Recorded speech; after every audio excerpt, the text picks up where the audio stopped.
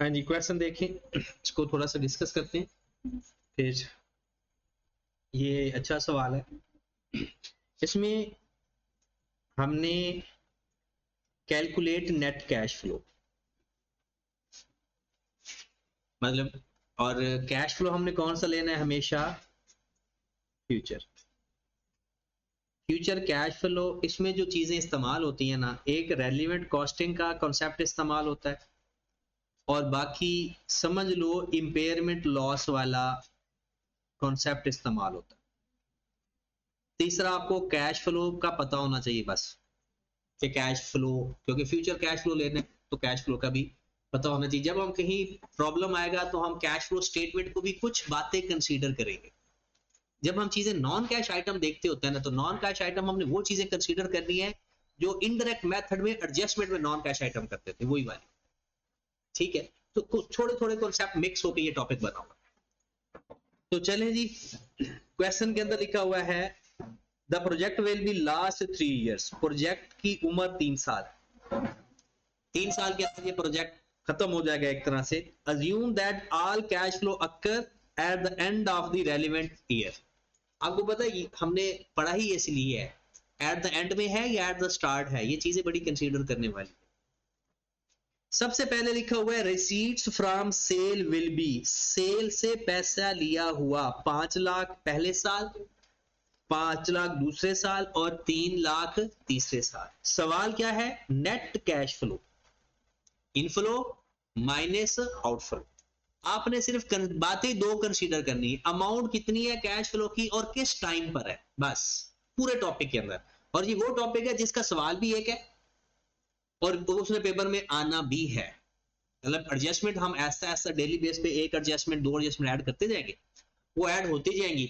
तो आपका ये जो कैश फ्लो, बजटिंग और वर्किंग कैपिटल है ना, ये 3 टॉपिक मिनिमम 25 नंबर देंगे आपको, मिनिमम। उससे ज्यादा दे सकते हैं, कम नहीं दे सकते। और अगर ये 3 टॉपिक 25 नंबर के हैं तो कॉस्ट ऑफ फाइनेंस है वो 10 से 15 नंबर, और एक हमने इसके बाद रिस्क मैनेजमेंट पढ़ना है, वो भी 10 से 15 नंबर। ज्यादा हो सकते हैं, कम नहीं हो सकते। तो ये जो 4-5 टॉपिक्स हैं ये मिनिमम पासिंग मार्क्स दे जाते हैं। ये जो थ्योरेटिकल पोर्शन है ना, इस वजह से स्टूडेंट अगर कोई फेल होता है ना, मुझे जहां तक लगता है या तो वो इसका कोई सवाल छोड़ के आ जाता है, या फिर थ्योरेटिकल पोर्शन की वजह से। थ्योरेटिकल पोर्शन को इस दफा हमने एक नए तरीके से पढ़ना है, वो मेरा प्लान अब ये है कि मैं ही याद करूं, ताकि पढ़ा के फारिग वो आप लोगों ने पता नहीं पढ़ना है या नहीं पढ़ना, इसलिए आज पढ़ाया और आज ही सुन लिया, कल भी बात नहीं डाली, थोड़ा सा पढ़ेंगे वही सुन लिया करेंगे। तो और ये चीजें आप लोगों को आती होती है, इस पर ज्यादा हम टाइम लगाएंगे भी नहीं। हाँ जी, तो सबसे पहले तो अगर मैं इसकी कैश, उसने कहा जी नेट कैश फ्लो फाइंड करना है, तो हम हेडिंग में लिख देते हैं नेट कैश फ्लो।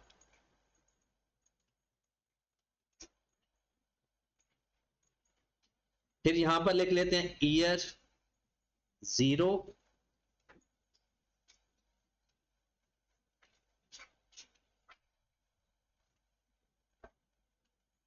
जीरो 1 2 3, 3 साल है। सबसे पहले सेल्स 5 लाख, 5 लाख और 3 लाख।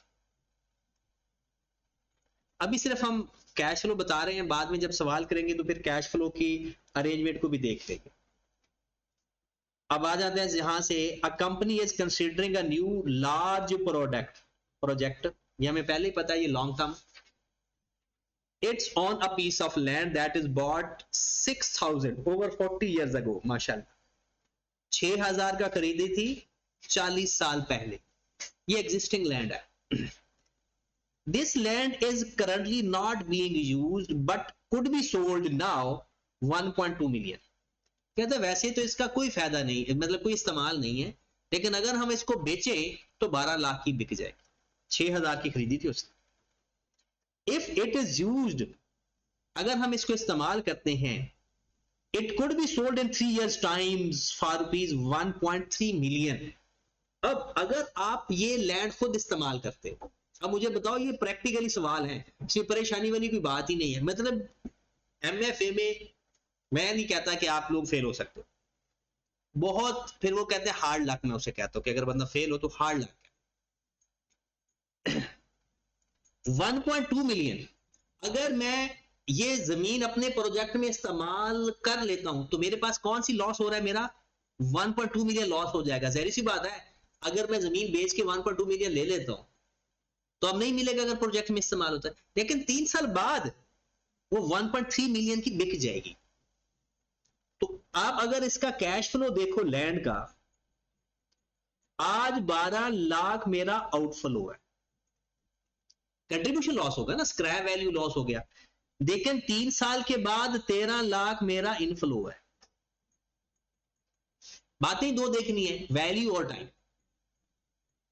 1.2 मिलियन, आज अगर मेरा लॉस कितना बनता है 1.2 मिलियन, वही हमने कहा था कि अगर उसका कोई यूज है तो हम higher of net present value और करंट डिस्पोजल वैल्यू, लेकिन वही मशीन जब अगर हम लैंड हम इस्तेमाल करने लग जाएंगे, 3 साल तक इस्तेमाल करेंगे, फिर वही लैंड बिक के फिर भी पैसे दे जाएगी, फिर 13 लाख रुपए। ये लैंड के रेलिवेंट कॉस्टिंग भी हो गई और लैंड का कैश फ्लो भी हो गया।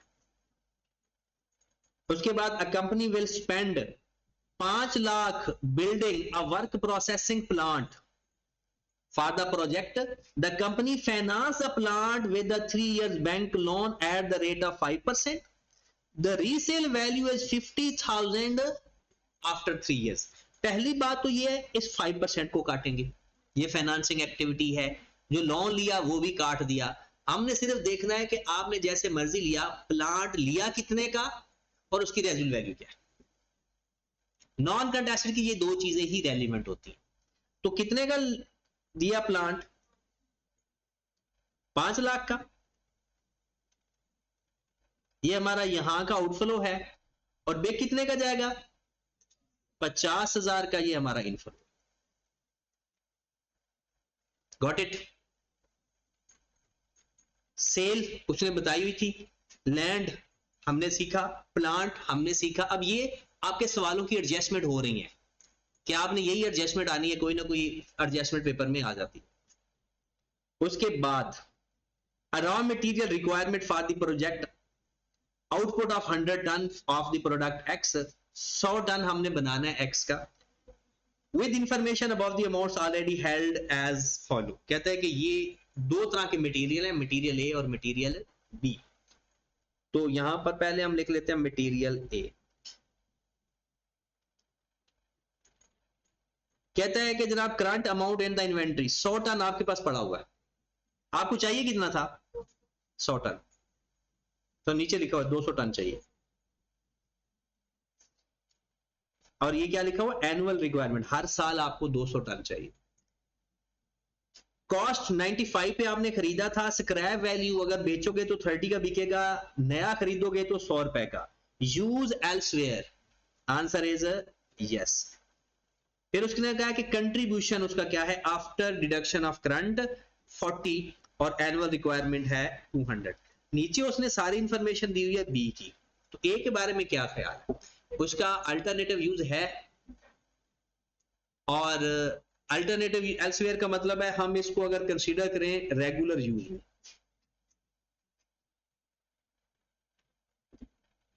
तो अगर रेगुलर यूज है तो फिर तो सीधा सीधा करंट मार्केट प्राइस। इसका रेगुलर यूज है और इसका रेगुलर यूज नहीं, तो रेगुलर यूज जब आता है तो फिर कौन सी वैल्यू होती है, करंट मार्केट प्राइस। तो ये तो सीधी सीधी आप बात होगी, हमें 200 टन चाहिए हर साल और 1 टन की कीमत कितनी है, 100 रुपए। तो मटेरियल ए की तो रेलिवेंट कॉस्ट हो गई 2 लाख या 20,000, 100 टन चाहिए और 200 रुपए 1 टन की कीमत है, 20,000।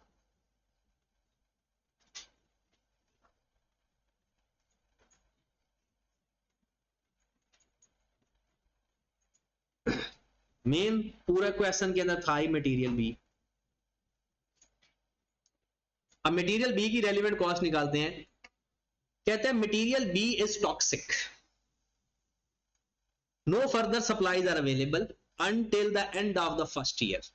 कहता है कि कोई बाहर से भी आपको नहीं मिलना जब तक कि ये पहला साल खत्म नहीं हो जाता। Material B is also being used in other product, वो किसी और जगह भी इस्तेमाल हो रहा है। अच्छा, ये अल्टरनेटिव यूज।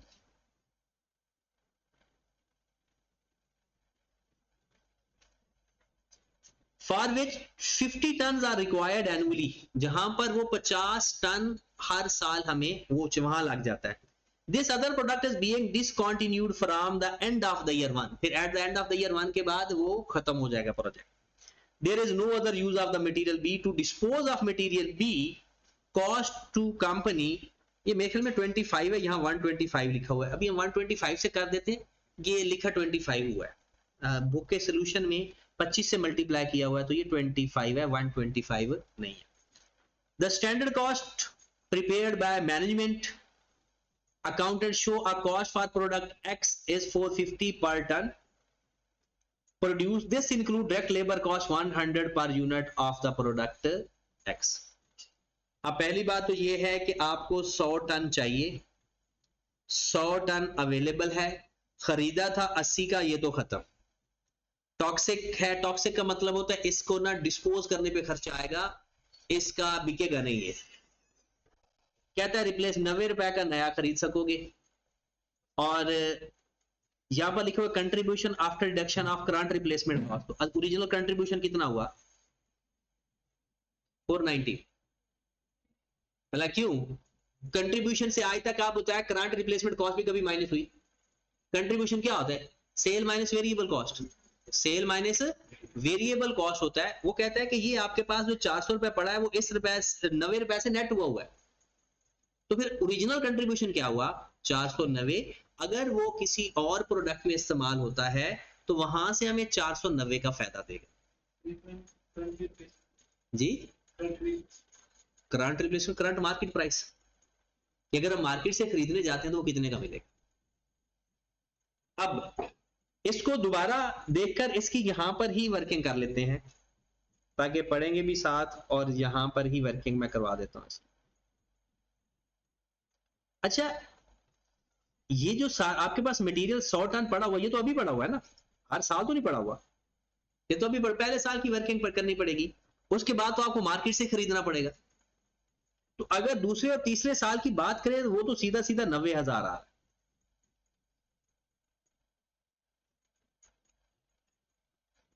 सौ टन चाहिए और एक टन की कीमत 90 रुपए, 9,000, 90,000 तो ना, ये दूसरे तीसरे साल तो 9,000 ही आएगा, क्योंकि हमें मार्केट से खरीदना पड़ेगा। जो आज आपके पास पड़ा हुआ है ना, हमने इसको देखना है कि ये हमें क्या बचा सकता है या कितना एक्स्ट्रा कॉस्ट आ सकती है। आपके पास 100 टन पड़ा हुआ है, उसका कोई इस्तेमाल नहीं है। अगर आप इस्तेमाल करते हो, वो कहता है कि ये जो 50 टन है ना, ये अल्टरनेटिवली इस्तेमाल हो, there is no other use. तो 50 मल्टीप्लाइड बाय 490, कितना कंट्रीब्यूशन लॉस आएगा?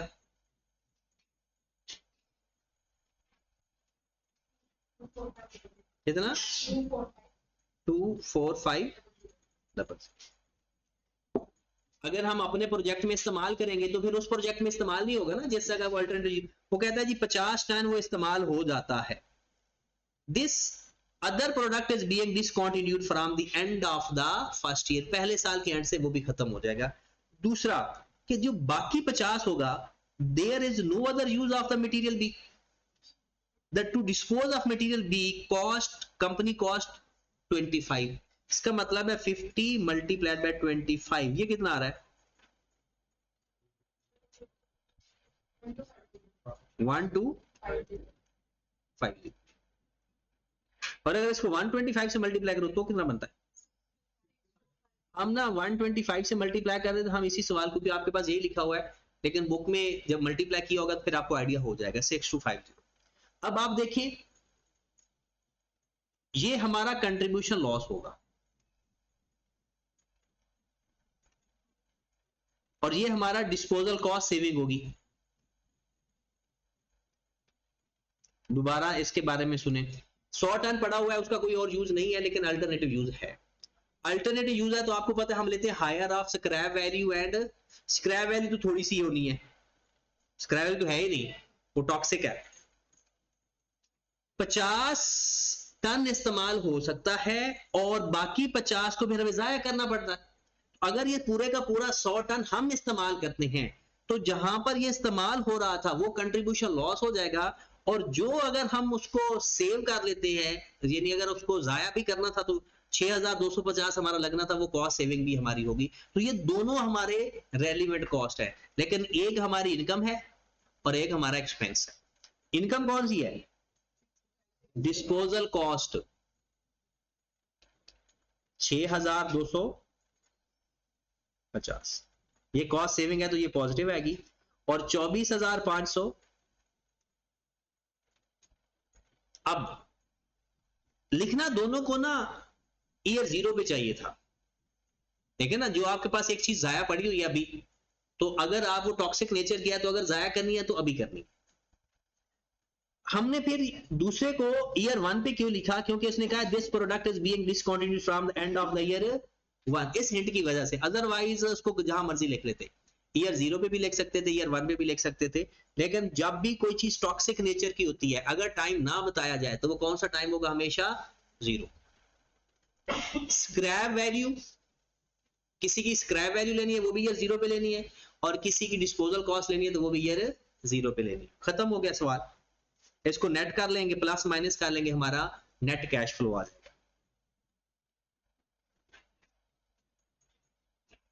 हाँ जी, 12 लाख और 5 लाख, और इसमें से माइनस कर दें 6250, कितना आ गया? 12 लाख और 5 लाख को प्लस कर ले और 6250 उसमें से माइनस कर, जो भी आएगा प्लस माइनस में लिख लेना, ये हमारा नेट कैश फ्लो है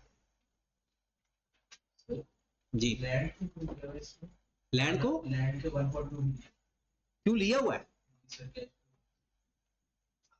एग्जिस्टिंग प्लांट, कल आप थे ना, एग्जिस्टिंग प्लांट के अंदर मुझे बताएं कि अगर हमारे पास ऑलरेडी प्लांट अवेलेबल है तो उसकी रेलिवेंट कॉस्ट क्या है? रेलिवेंट क्या है? डेप्रिसिएशन तो non cash item. Non current asset, देखिए नॉन करंट एसेट अगर हमारे पास अवेलेबल है, नहीं है तो मार्केट प्राइस, अगर अवेलेबल है तो current disposal cost, current disposal value, और वो 12 लाख है।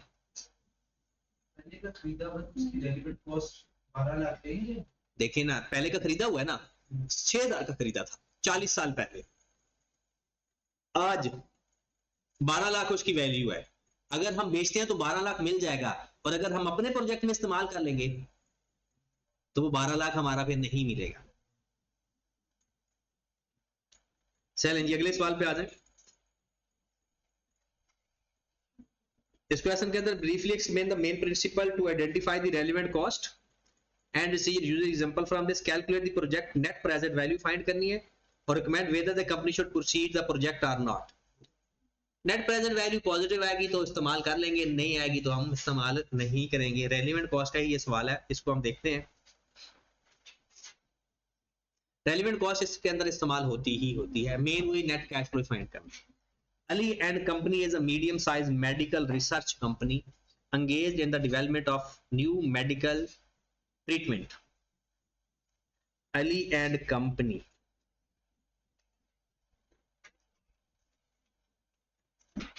net present value,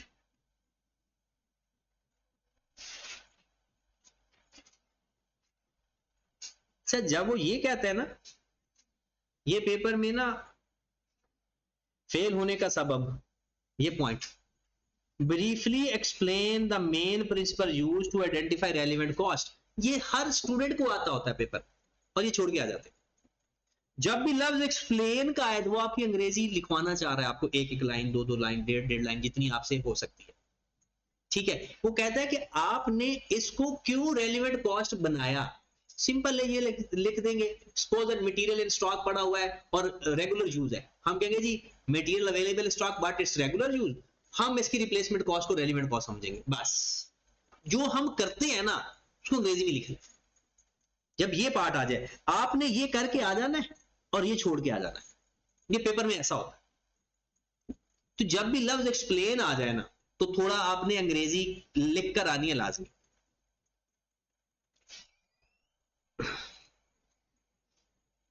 हाँ जी, आ जाए फिर।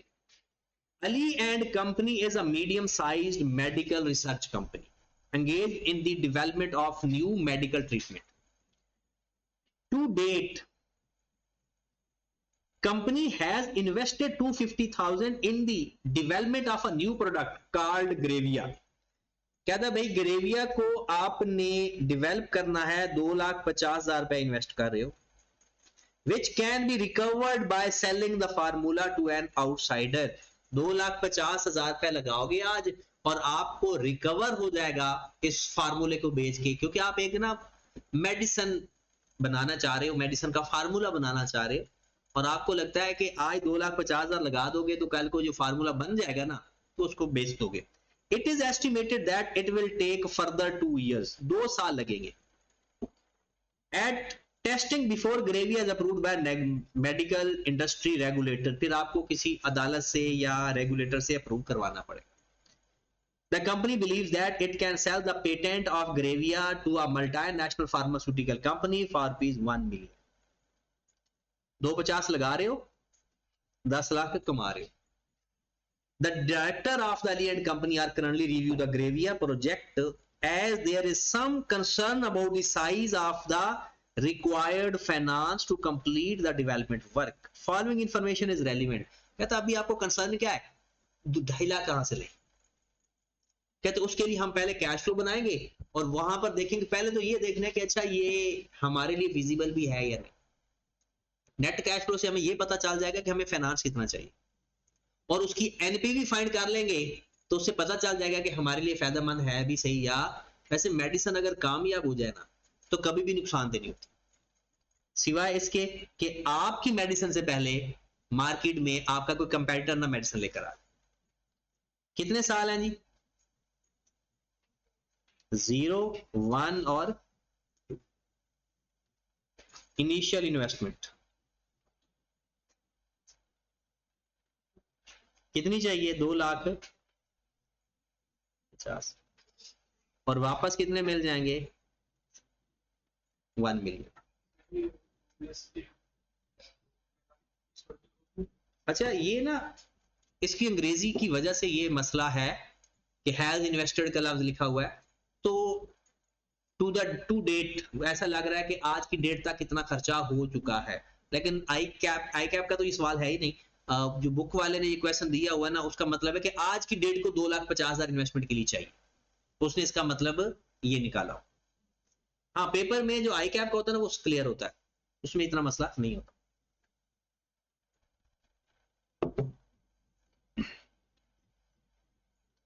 उसके बाद to complete the development, Ali and Company will need to acquire additional type A material. Expected cost 150,000 per annum over the next 2 years.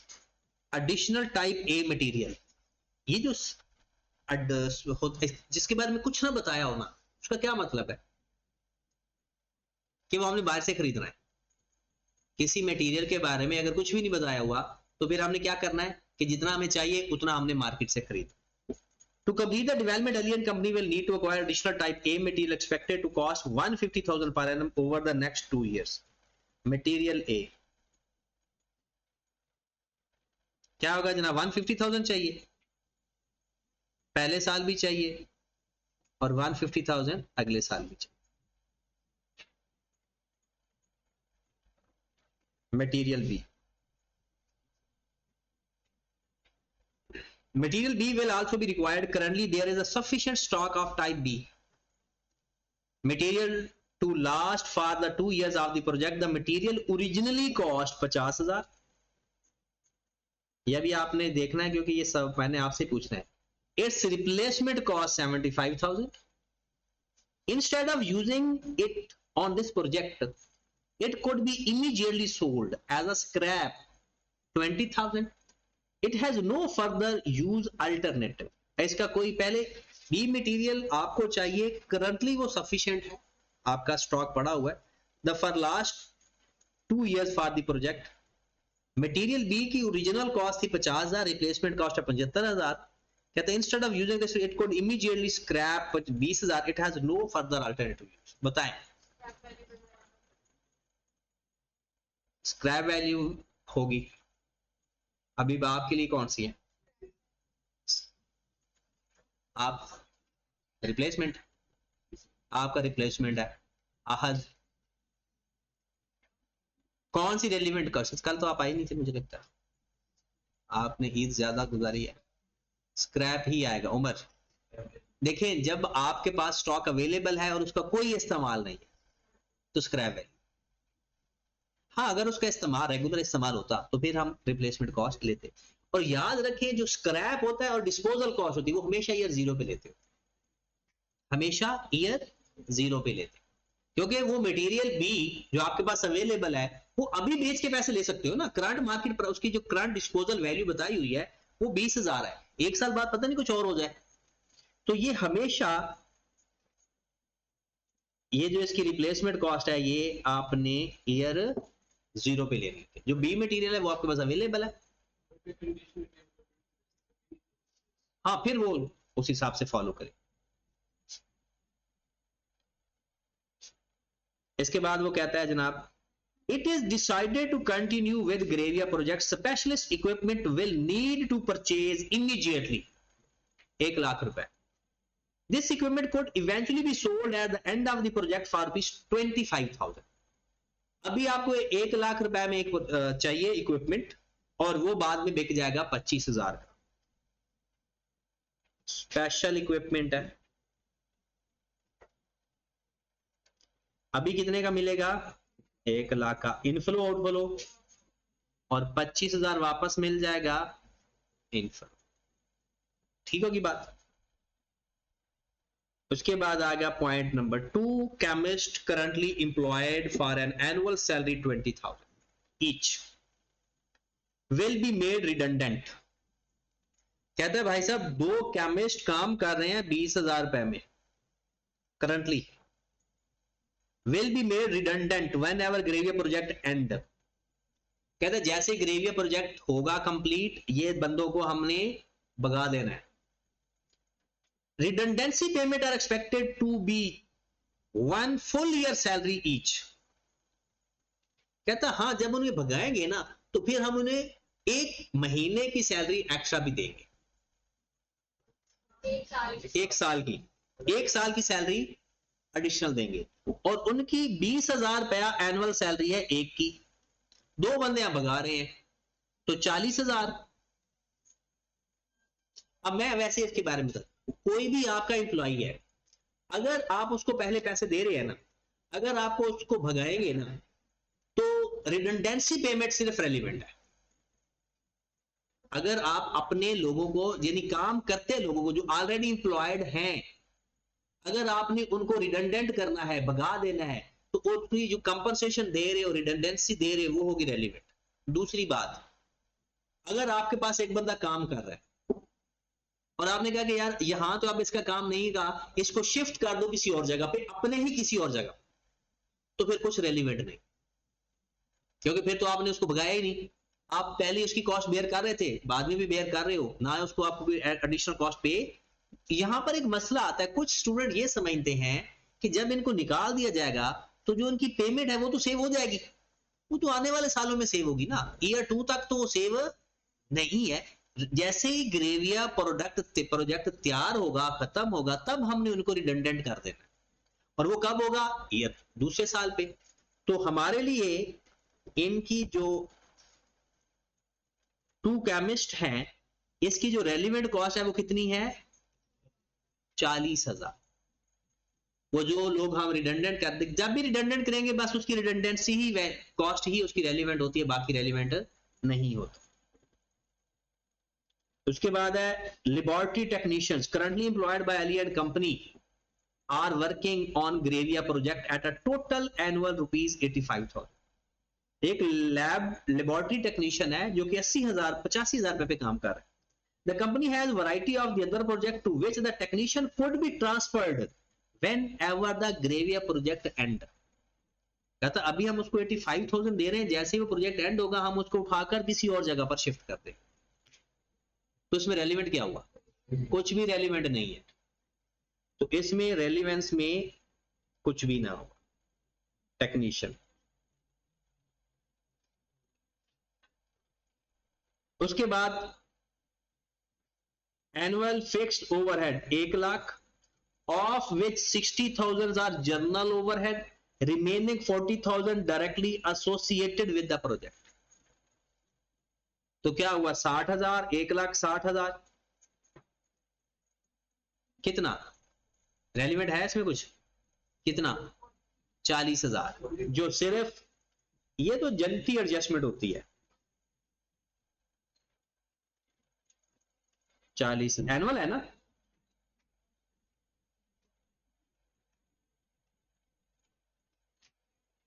Interest cost 20,000 per annum, inflow है या outflow है, Habiba बताएं।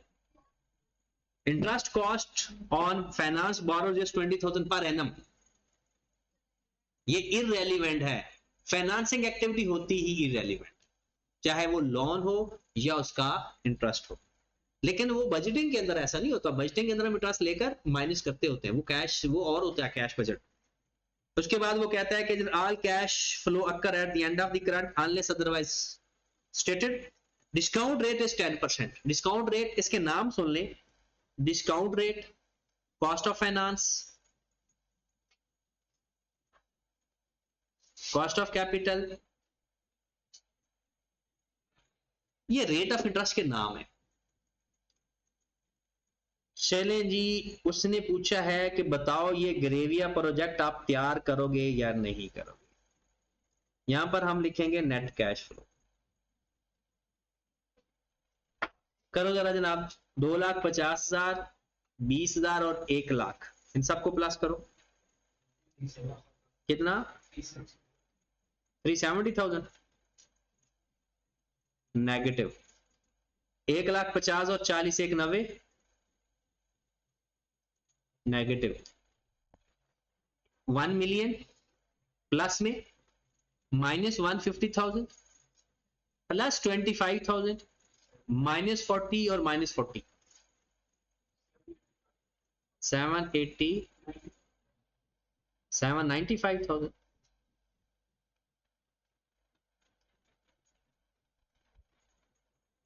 चाहिए आपका, मैंने हमेशा सवाल यहां तक करवाया करना है, क्योंकि बाकी सारे सवाल का आगे जो है ना, मेरे 2 सवाल पूरे करवाने हैं, एक एनपीवी वाला और एक आईआरआर वाला, बाकी आप लोगों ने खुद ही करने हैं। यहां पर एक नेक्स्ट होगा डिस्काउंट फैक्टर, 10% था, तो वही डिस्काउंट फैक्टर, वही पुराना काम, पहले 1, 0.909, 0.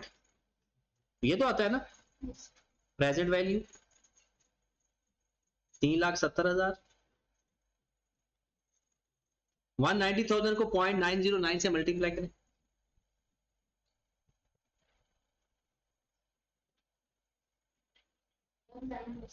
वन 72710, और 795,000 को 0.826 से मल्टीप्लाई करें,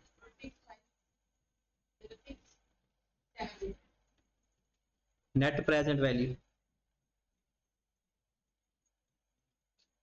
नेट प्रेजेंट वैल्यू फाइंड करनी आती है ना,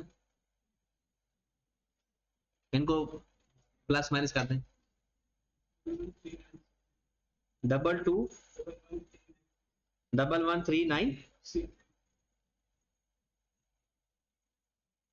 1139 पॉजिटिव नेगेटिव। तो क्या ये जवाब को काफी है या रिकमेंडेशन लिखेंगे, लिखेंगे रिकमेंडेशन, क्योंकि इसकी नेट प्रेजेंट वैल्यू पॉजिटिव है, इसलिए इस प्रोजेक्ट को हम स्टार्ट करेंगे। तो जो उसने जवाब के अंदर अंग्रेजी इस्तेमाल पूछी होती है ना, कहते weather company should proceed with the project, तो क्या लिखेंगे, because NPV of this project is positive, so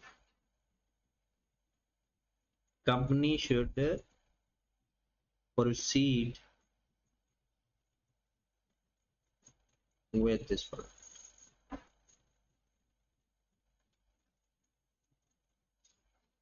IRR find करना होता तो क्या इसमें क्या चेंजिंग आती, 2 एक्स्ट्रा रोज बननी थी, एक और प्रेजेंट वैल्यू फाइंड करनी थी और एक और नेट, मतलब 2 नेट प्रेजेंट वैल्यू चाहिए होती है ना।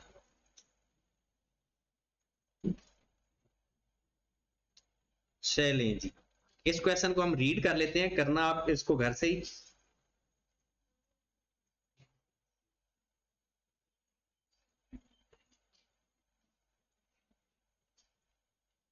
मैं ये देख रहा हूं कि किसी क्वेश्चन के अंदर इन्फ्लेशन ना हो, नहीं है, दोनों क्वेश्चन के अंदर ही नहीं। चलें जी,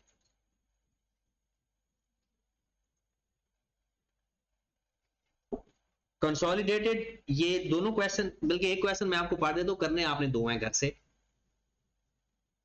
एक क्वेश्चन नंबर 3 और एक 4।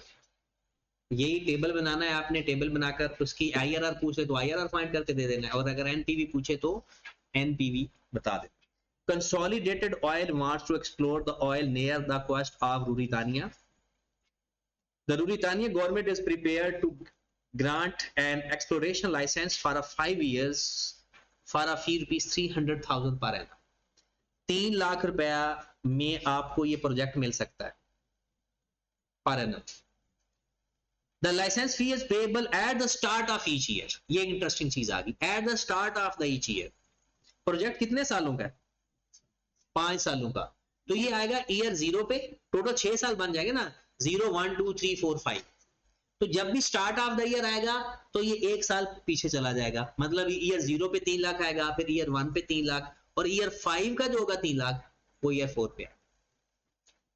The option to buy the license must be taken immediately or another oil company will be granted the license. अगर कहता है कि अभी आपने लाइसेंस ना लिया ना तो कोई और कंपनी लाइसेंस ले लेगी। अगर मैं इसकी बात करूं, सिर्फ साल हमारे हैं 0 1 2 3 4 5, और ये जो 3 लाख हमारा आउटफ्लो आएगा वो कुछ इस तरह से आएगा। हर साल के शुरू में 3 लाख रुपए हमारा आउटफ्लो होगा। इसके ना जो मार्क्स पेपर में होता है ना, ये रो के हिसाब से होते हैं, हर रो के अपने मार्क्स होते हैं। जो गलत होगी उसके नंबर वो काट लेगा, बाकी उसको जो सही रो आप करते जाओगे उसके नंबर आपको मिलते जाएंगे। Ayurved, however, if it does take the license now, consolidated oil will not start in exploration until the beginning of the second year. कहता है कि अगर आपने ये ले भी लेते हो तो ये फिर भी इसकी जो काम शुरू है ना, सेल परचेज या, वो कब शुरू होनी है? दूसरे साल पे जाके। to carry out the exploration work the company will, अच्छा आई क्या ये वर्डिंग इसलिए भी इस्तेमाल, अक्सर स्टूडेंट इसको समझते हैं कि जनाब साल के शुरू में हो रहा है। देखिए रेवेन्यू कभी भी साल के शुरू में नहीं मिलता। कोई भी आप सेल परचेज करोगे, कोई भी चीज बना रहे हो, हमेशा साल के एंड पे होता है। To carry out the exploration work the company will have to buy equipment now. आज उसे इक्विपमेंट चाहिए, कितने का? 10 लाख, यानी 10 4 लाख का, with 50% payable immediately and 50% payable 1 year later. Time बताओ, अमाउंट तो मैं बता देता हूं, इन 1000 में अगर हम कर लें तो 3 जीरो तो निकाल देते हैं, 10,400, 5,200 का टाइम बताओ और दूसरे 5,200 का टाइम बताओ। एक ईयर 0 पे है जो इमीडिएटली है, और दूसरा ईयर 1 पे है। कहता है कि 1 ईयर लेटर, उसका मतलब है 1 साल बाद। तो यहां पर 5200 आ जाएगा आउटफ्लो, और यहां पर 5200 आ जाएगा आउटफ्लो। चले जी, ये भी हो गया। To carry out geological survey of the area, the survey cost 250,000 and is no due for payment. Survey जिसके साथ आ जाए, ड्यू डिलीजेंस का लफ्ज जिसके साथ आ जाए, वो हमेशा इररेलेवेंट होता है। Survey, feasibility report, research, due diligence, ये सारे इररेलेवेंट होते हैं। चाहे वो ये कह रहा हो कि उसकी कॉस्ट आप पे अब कर रहे हो या अगले दूसरे साल पे करनी है, फिर भी रेलिवेंट नहीं है, ये तो सीधी सीधी इररेलेवेंट होगा। The company financial accountant has prepared the following projection income statement from 2 years से 5 years। जाहिर सी बात है, हमें पैसे आने कब शुरू होने हैं? दूसरे से 5वें साल के दरमियान। सेल्स 7400, 83, 98, ये तो सीधा सीधा आ जाएगा हमारा, ये फाइनेंशियल अकाउंटेंट ने ये प्रोजेक्शन की हुई है। Minus expenses wages and salaries, ये हमारा आउटफ्लो है। मटेरियल एंड कंज्यूमेबल, ये भी आउटफ्लो है। लाइसेंस फी ऐसे नहीं आएगी, लाइसेंस फी हमने पे कैसे करनी है, उसने तो ये 2 सालों की इकट्ठी करके लिखी हुई है ना, हमने कैसे लिखनी है, at the start of each year, वो हम पहले लिख चुके हैं, इसको इग्नोर करेंगे। ओवरहेड, उसके बाद डेप्रिसिएशन किधर आएगी, inflow outflow. Survey cost, return of interest charges नहीं है। अब मैंने ओवरहेड के साथ निशान क्यों लगाया, इसके नीचे कुछ पढ़े। The license fee charge in year 2 include the payment that would be made at the beginning of the years, well as the payment at the beginning of second year। कुछ 6 लाख के बारे में बता रहा है, कहता है वो जो 600 पर लिखा हुआ है ना, वो हमने इस तरह से फाइनेंशियल अकाउंटेंट की वो नोट्स लिखे हुए हैं, लेकिन हमने कैसे लेना है, जैसे वो पेमेंट कर रहे हैं। The overhead include annual charges 120,000 which represent apportionment of head office, the remainder of the overhead are directly attributable to the project। पहली बात, जो भी ओवरहेड हेड ऑफिस के ओवरहेड होंगे वो हमेशा ही रेलिवेंट होंगे, और प्रोजेक्ट से रिलेटेड कितने हैं, बाकी पे कितने कर रहे हैं 220, जिसमें 120 हेड ऑफिस के, बाकी जो 100 हैं वो हमारे प्रोजेक्ट से relevant.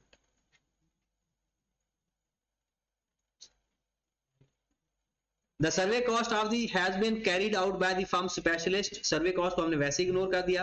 The new equipment will be sold at the end of the 5 year rupees 2 million। क्या ये रेलिवेंट है या नहीं, ये 5वें साल का कैश फ्लो है, ये 5वें साल का कैश फ्लो है। फिर वो कहता है specialised items of the equipment will be needed for the project for the brief at the end of 2 years। This equipment is currently used by the, ये नई चीज है, specialized item of equipment will be needed for the project at the end of second year। second year के end पे आपको एक equipment चाहिए।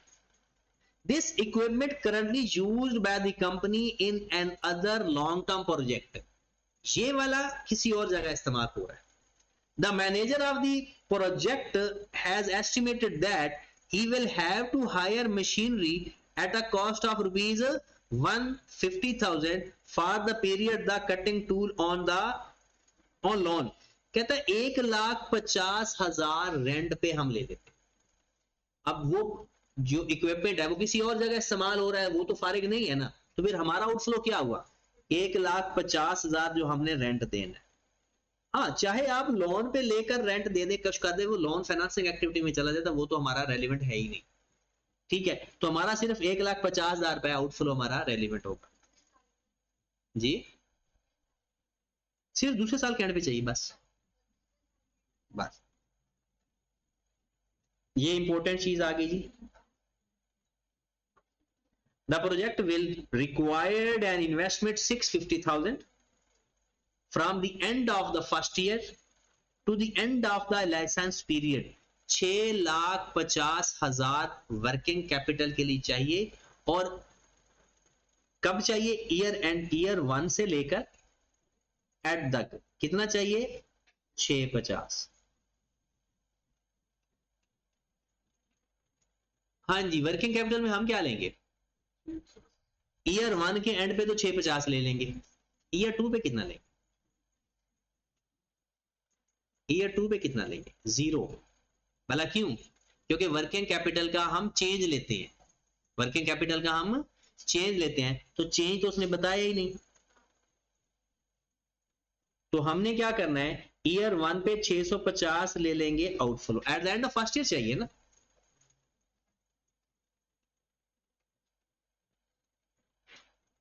ये बात तो कंफर्म है ना, आखिरी साल पे वर्किंग कैपिटल रिकवर होना ही होना है।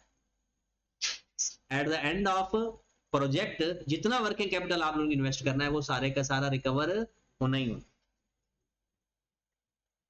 The company has a cost of capital 10% और ignore taxation। अच्छा, यहाँ पर एक और बात कि हमने जो रेट ऑफ इंटरेस्ट लेना होता है वो प्री टैक्स लेना होता है या पोस्ट टैक्स लेना होता है, इंपेयरमेंट लॉस में प्री टैक्स लेते हैं, यहाँ पोस्ट टैक्स लेते हैं। इंपेयरमेंट लॉस में प्री टैक्स लेते होते हैं, यहाँ पर हमेशा पोस्ट टैक्स लेते हैं। अगर इंटरेस्ट, ये जो हमारे पास रेट, क्योंकि टैक्सेशन का लफ्ज आ गया तो मैंने कहा ये कॉन्सेप्ट भी हम बता दें। तो आपने इसका, वो कहता है analyse suggest whether the project should be undertaken और नॉट। आप एनपीवी ही फाइंड कर लेना, तो अगर पॉजिटिव आ जाएगी तो नेगेटिव आ जाएगी, तो उस हिसाब से देख। और इसके अंदर सिर्फ एक बात एक्स्ट्रा है, वो मैं आपको बता देता हूँ, बाकी ये आपने सवाल कर लेना, क्योंकि इसके अंदर सारा वो प्रोजेक्टेड डाटा बना हुआ है। Market size of the project, market size of the project is 1100 million in 2012। इसका मतलब कोई बता सकता है? Pizza market size of the product is 1100 million in 2012। 1100 million total market है। और ये क्या लिखा हुआ है? Market share. इसमें हमारी प्रोडक्ट कितनी बिकती है? मार्केट, टोटल मार्केट साइज बताया हो, टोटल मार्केट का शेयर बताया हो, इसका मतलब है वो प्रोडक्ट ओवरऑल मार्केट में इतनी बिकती है, उसके अंदर हमारा शेयर, इसका मतलब है 2012 में 1100 मिलियन की सेल होती है। हर साल मार्केट कितनी ग्रो कर रही है? 2%। तो इसको मल्टीप्लाई कर, ये तो पता ना 1.02 से मल्टीप्लाई करते जाओगे 2% बढ़ेगी ना, तो 1.02 से मल्टीप्लाई, तो अगले हर साल का आपके पास सेल आ जाएगी, मार्केट का शेयर है, उसमें हमारा शेयर कितना है? 7%, 9%, 15%, 15%। तो हम इसको उससे मल्टीप्लाई करेंगे तो हमारे पास क्या चीज आ जाएगी? सेल। क्लियर होगी बात? बाकी सारे वही है। बाकी इसमें एक छोटा सा डाटा है ये वाला, पेएबल वाला और परचेज वाला, क्योंकि अब आपने बजटिंग पढ़ लिया, तो ये तो मेरा नहीं ख्याल कि इसमें से कैश फ्लो निकालना कोई मुश्किल है। वो फिर पेमेंट टू सब कॉन्ट्रैक्टर, फिक्स्ड ओवरहेड और जी बाकी सारी वही चीजें। तो ये आपने कल 2 सवाल करके आने, तीसरा और चौथा, ठीक है। और कल आपको ऑफ है मेरी तरफ से, और